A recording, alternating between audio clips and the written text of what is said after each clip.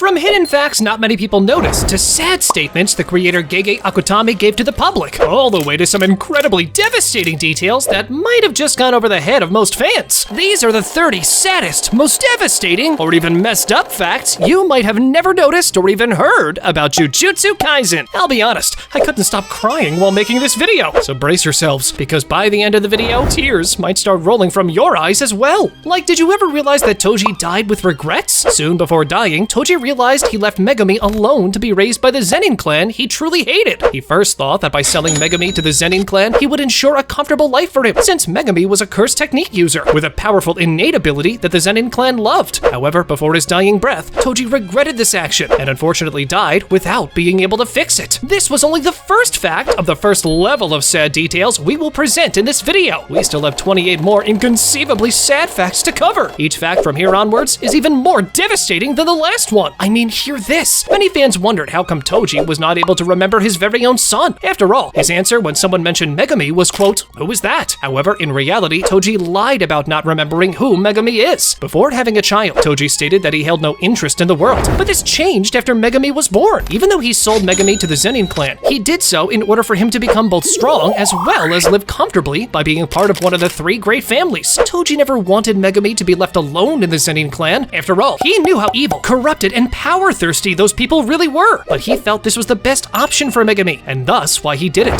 Plus, his dying wish was for Gojo to take care of his son in his place, now that he will be gone. So yeah, Toji not remembering his son's name was definitely a lie. When it comes to Gojo and Geto now, I have to point out that during the opening of Season 2, if we observe this scene, Gojo's eye is puffy, indicating he cried while he was sleeping. This was meant to reference Gojo's sadness about Geto's death, and that Gojo was even crying by watching him in his dreams. Was this sad to you? Well, check this out. MAPPA gave special instructions to Gojo's voice actor whenever he was speaking with Geto. Their request was that Gojo had to soften his voice whenever he was in front of his best friend, showing that yes, indeed, the relationship between those two was that special that it made even a character like Gojo change his entire personality when in front of Geto. Was this the only sad fact about the Jujutsu Kaisen voice actors? Not quite, because Itadori's voice actor was seen literally crying even after finishing his lines for Season 2. If the voice actor can't help himself and feels like crying even after finishing his job, you can only imagine how Itadori really felt during the Shibuya arc with all those deaths that are coming in this insane arc. But speaking of sad deaths, Mekamaru died and everyone still considers him a traitor. After all, no one knows he died trying to protect everyone he cared about, and that in the end, whatever he did was so that he could rid himself of that incredibly painful body while also at the same time contributing the best way he could in defeating Mahito and Kenjaku. Was Mekamaru the only student that died in Jujutsu Kaisen? Not even close. But for this next fact, let's talk about Haibara. Did you know that Nanami was so overprotective of Itadori because he reminded him of Haibara? Nanami still has yet to forgive himself for letting Haibara die under his watch, and that event still burdens him even after all these years. This was only the first tier of facts. Prepare to cry, because we're moving on to the second tier. The moment Gojo approached Geto right before his death was not fully shown, and thus the final words Gojo told his best friend were never fully confirmed. However, it is almost certain that what Gojo said to Geto before he died was, "You are my best friend, my one and only." Since we mentioned Geto's death, did you ever realize this? No one understood what Geto was going through, the emotional state he was in, and the fact that he was depressed. They only realized after it was too late. Geto went on to become a villain, and no one could stop him after that. The main catalyst that drove Geto into depression was Amanai's death. After all, Geto did have front row seats to witness her death in full high definition from just a few feet away. So yeah, this does tend to leave an ugly scar to people. The saddest fact about this event was that both Gojo and Geto were burdened with protecting Amanai, even though they were just barely 16 or 17 years old, and they both felt responsible for her death afterwards. But hold on, because the sad details that have to do with Amanai's death do not end there. In the world of Jujutsu Kaisen, when people are killed without the use of curse energy, the negative emotions in their soul cause them to return back in life in the form of cursed spirits. After all, the essence of cursed energy in Jujutsu Kaisen is exactly that. That's why during certain periods like the Halloween, more cursed spirits arise, since they feed from the negative emotions people emit. Well, in the case of Amanai, would you like to guess why she never returned as a cursed spirit? After all, she was shot by a normal bullet that was not imbued with cursed energy. You see, the reason to that was she died happy, without any regrets or remorse in her soul. But once again, let's go back to Gojo's flashback arc. Did it ever occur to you that Gojo got Toji's blessing while Geto got his curse? In both cases, this applied both literally and metaphorically. Gojo got praised by Toji while also being told to take care of Megami, which his name literally translates to blessing. On the other hand, Geto got cursed by Toji, as after the event of Amanai's death, Geto fell into depression, and thus it slowly drove him into becoming a villain. He also literally took Toji's curse by taking in his worm-cursed spirit. This instance was highly suggestive and hid some crazy sad symbolism behind it. During Gojo's flashback arc, another sad fact was revealed that might have gone over the head of most fans. You see, Toji's vision of his wife is clear, while his vision of his son is blurred, showing that his son's image was slowly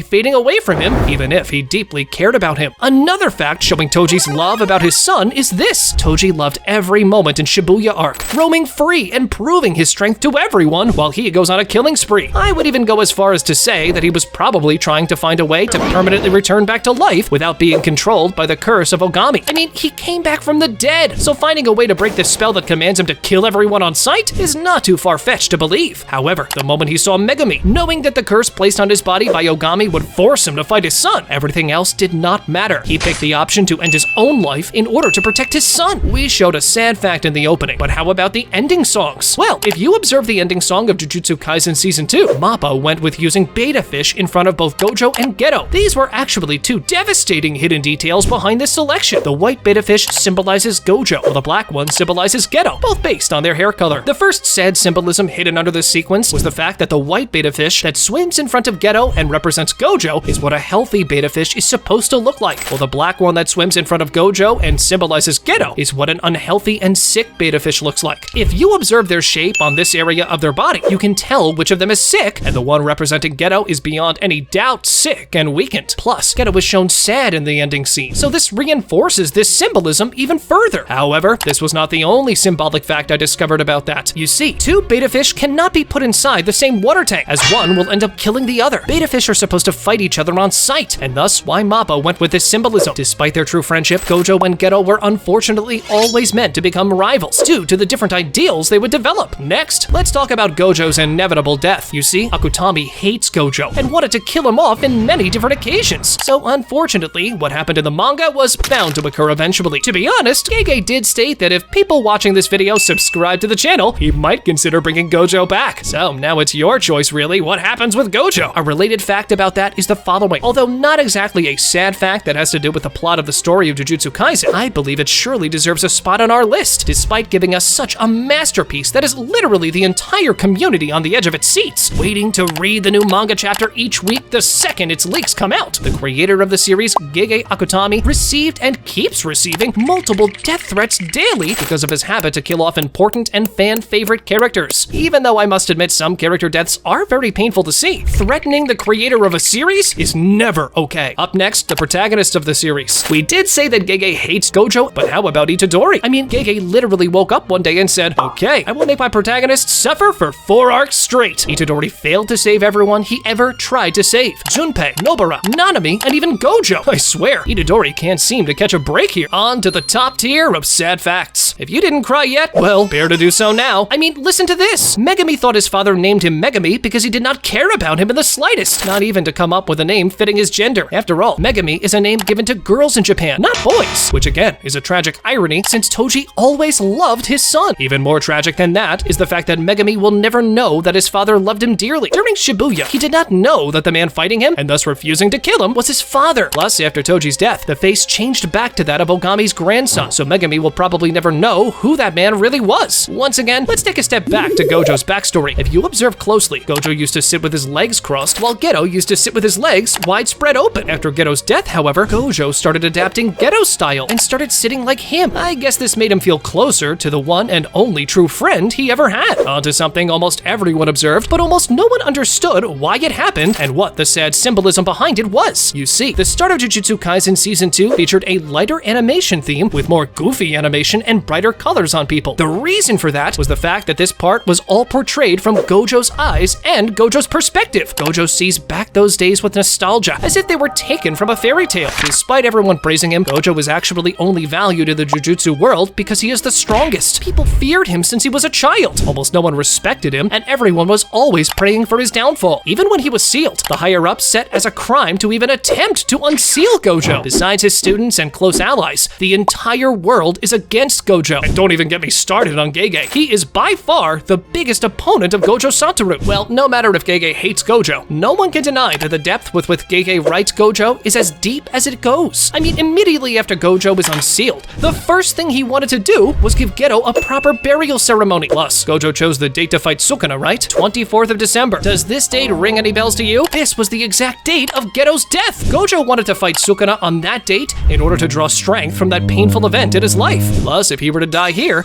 then both he and his best friend would have died the same day. Yeah, Gojo is a tragic character, no doubt about that. He was born with the powers of a god, and the world around him saw him as a god. The entire world made him shoulder the burden of everyone around him, exactly as if he were a god. That's exactly why Gojo was obsessed with strength, and exactly why he wanted to share this burden rather than carry it alone. He never laid any burden on his students because he wanted to be sure they could take it, but he always gave his best to make them strong. Despite the whole world seeing him as a god, at the end of the day, he was just a mortal that could not even save his best friend. Which brings us to our next point. Gojo blamed himself for what happened to Geto. He was devastated that he did not notice the signs of Geto's mental state until it was too late. Geto is both his best friend and his biggest regret. According to the Jujutsu Kaisen Zero light novel, during Geto's final moments, both of Gojo and Geto were wondering what went wrong and what they could have done differently so not to end up in this situation. Their friendship was so strong that despite Kenjaku having the exact same cursed energy as Geto, despite having the same face, voice, and pretty much everything alike, Gojo knew at first glance that this was not Geto. Despite Geto becoming a villain, and in front of him was a villain exactly like Geto, Gojo knew that this was not his friend. Just the command of Gojo for Geto to wake up was enough for his body to react and try to fight back. Next, let's talk about the fact that Itadori killed his two siblings without even knowing. Kechizu and Eso are both blood related to Yuji. Not because Choso had those fake memories of him and Yuji being siblings, but because that's actually the truth. Choso, Kechizu, and Eso are children of Noritoshi Kamo. However, at that time, Kenjaku was in control of Kamo's body,